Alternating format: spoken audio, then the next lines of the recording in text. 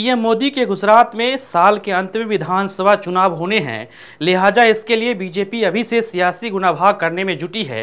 एक तरफ जहां पीएम मोदी सरकारी दौरे गुजरात में तेज कर दिए हैं, तो दूसरी तरफ उनके सिपा सालार अमित शाह वोटरों का मूड भांप रहे हैं।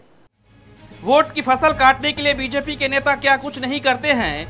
याद होगा आपको ये तस्वीर, ये वही तस्वीर है जब बीजेपी के राष्ट्रीय अध्यक्ष अमित शाह दलितों के घर लंच करने के लिए पहुंचे थे, क्योंकि उत्तर प्रदेश में चुनाव होने वाले थे। अब जब गुजरात में चुनाव होना है, ठीक वैसे ही अब अमित शाह गुजरात के आदिवासी घर भोजन करने के लिए जा रहे हैं। लिहाजा सियासी तौर पर यह लंच का कार्यक्रम कितना सियासी है, ये तामझाम से ही लग रहा है। गुजरात के देवलिया गांव के रहने वाले आदिवासी पोपट भाई राठवा के लिए 31 मई का दिन बेहद खास है।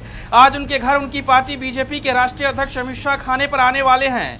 खास बात यह है कि बीजेपी अध्यक्ष अमित शाह के आगमन की तैयारी के लिए राठवा के घर में नया शौचालय बनवाया गया है, जिसमें सफेद सेरेमिक वॉश बेसिन भी लगाया गया है।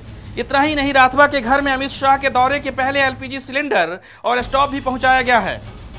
अमित शाह गुजरात के आदिवासी घर भोजन कर ये बताने की कोशिश कर रहे हैं कि बीजेपी आदिवासियों के कितने करीब है, लेकिन आदिवासियों की स्थिति में कितना सुधार आया है और आदिवासियों की जीवन शैली कैसे बदलेगी, ये महज सरकार के लिए दूर की कौड़ी है। सरकार की योजनाएं ज्यादातर कागजों में हैं, न पीने का साफ पानी, न स्वास्थ्य सुविधा और न ही रोजगार। लेकिन चुनाव का समय है तो बीजेपी के नेता को अचानक से आदिवासी याद आने लगे। हैरानी की बात है कि पोपट भाई राठवा एक स्थानीय बीजेपी के नेता है, यानी समझा जा सकता है कि अपने नेता के घर लंच करके गुजरात में सियासी गोलबंदी होने लगी है।